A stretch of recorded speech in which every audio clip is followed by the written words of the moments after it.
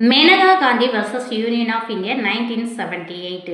மேனகா காந்தி அப்படிங்கிறவங்க யார் அப்படின்னு பார்த்தோன்னா இவங்க ஒரு காங்கிரஸ் ஃபேமிலியை சார்ந்தவங்க. மறைந்த இந்திரா காந்தி அவர்களுடைய இரண்டாவது மகனுடைய மனைவி தான் மேனகா காந்தி அப்படிங்கிறவங்க. இவங்க ஃபேமிலியே ஒரு காங்கிரஸ் பின்புலத்தை கொண்டது. இவங்க மட்டும் என்னன்னா பிஜேபியில் ஒன் ஆஃப் த பொலிட்டிக்கல் லீடராக இருக்காங்க. இந்த வழக்கை நம்ம என்னன்னு சொல்லுவோம் அப்படின்னா பாஸ்போர்ட் வழக்கு அப்படின்னு சொல்லுவோம். இவங்களுக்கு பாஸ்போர்ட் ஆக்ட் 1967 படி 1976 மேனகா காந்தி அவர்கள் ஒரு பாஸ்போர்ட் வாங்குறாங்க. 1977 டெல்லியில் இருக்கக்கூடிய பாஸ்போர்ட் ஆஃபீஸ்லேருந்து இவங்களுக்கு ஒரு லெட்டர் வருது.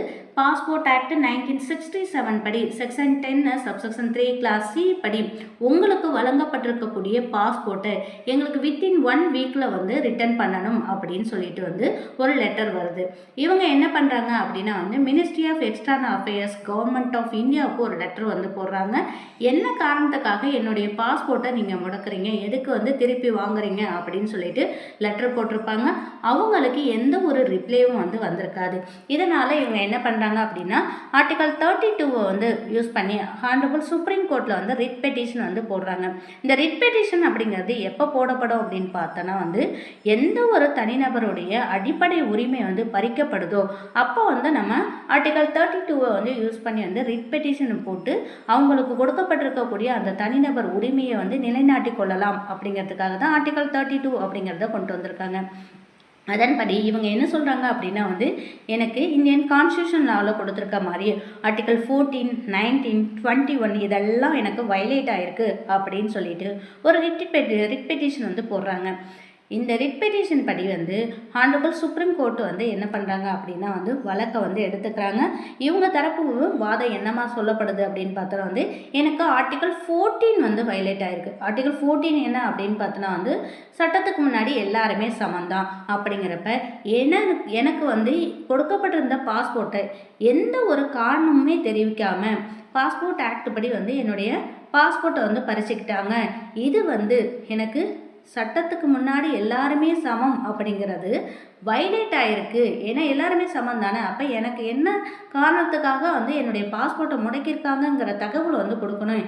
எனக்கு பாஸ்போர்ட் ஆஃபீஸ்லேருந்து எந்த ஒரு தகவலும் கொடுக்கல, அது மறுக்கப்பட்டிருக்கு அப்படின்னும் ஆர்டிக்கல் 19 6 ஃப்ரீடம்ஸ் கொடுத்துருப்பாங்க. அதில் நமக்கு ஆர்டிக்கல் 19 சப் ஆர்டிக்கல் 1 கிளாஸ் டியில் freedom of movement throughout the territory of India, India முழுவதும் சென்று வரத்துக்கு சுதந்திர உரிமை இருக்குது. அதே மாதிரி தான் நான் வெளிநாட்டுக்கு சென்று வரத்துக்கான சுதந்திர உரிமையும் எனக்கு இருக்குது அப்படின்னு சொல்லி article 21 protection of life and personal liberty தான், வாழ்க்கை மற்றும் தனிப்பட்ட சுதந்திரத்தை பற்றி சொல்லக்கூடியது தான் இந்த ஆர்டிகல் 21. அதன் அடிப்படையில் எனக்கு ஆர்டிகல் 21 வயலேட் ஆகிருக்கு. நான் வெளிநாடு சென்று வர்றது அப்படிங்கிறது எனக்கு கொடுக்கப்பட்டிருக்கக்கூடிய ஆர்டிகல் 21 தனி மனித சுதந்திரம் அப்படிங்கிற தனிப்பட்ட சுதந்திரம் அப்படிங்கிறது பறிப்பு இருக்குது அப்படிங்கிறது மேனகா காந்தி தரப்பில் சொல்லப்பட்டிருக்கும்.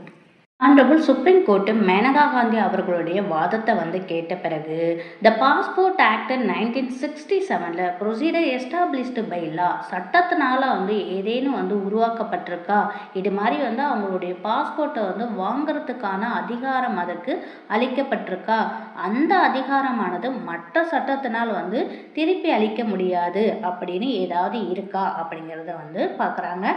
அப்படி எதுவுமே பாஸ்போர்ட் ஆக்ட் 1967 இல்லை. அப்படி பார்த்தா நமக்கு இந்தியன் கான்ஸ்டியூஷன் லாவில் கொடுக்கப்பட்டிருக்கக்கூடிய அடிப்படை உரிமையானது இங்கு பறிக்கப்பட்டிருக்கு அப்படின்னு சொல்லி இங்கே ப்ரொசீஜர் எஸ்டாப்ளிஷ்டு பை லா அப்படிங்கிறது இருந்தால் மட்டும்தான் செல்லுபடியாகும். அப்படி ஏதும் சட்டம் பாஸ்போர்ட் சட்டத்தில் இல்லை. இந்த procedure established by law due process of law அப்படிங்கிறத ஏகே கோபாலன் அவர்கள் வழக்கில் விளக்கம் கொடுத்துருப்போம். இப்போ ப்ரொசீஜர் எஸ்டாப்ளிஷ்டு பை லா அப்படிங்கிறது சட்டத்தினால் ஒரு சட்டம் உருவாக்க உருவாக்கப்பட்டிருக்கு அப்படின்னா அது மீறப்பட்டதுன்னா அதுதான் வந்து என்னன்னா வந்து இங்கே வந்து என்னன்னா செல்லுபடி ஆகும்.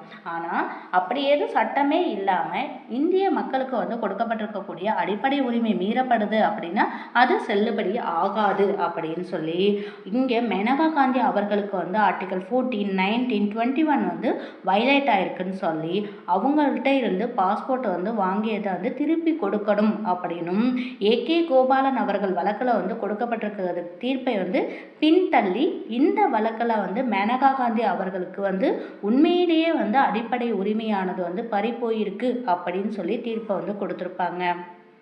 வழக்கில் நேச்சுரல் ஜஸ்டிஸ் அப்படிங்கிறது ஆடி அல்டரம் பாட்டம் அப்படிங்கிற ஒரு லர்த்திங் டேர்மையும் யூஸ் பண்ணியிருப்பாங்க.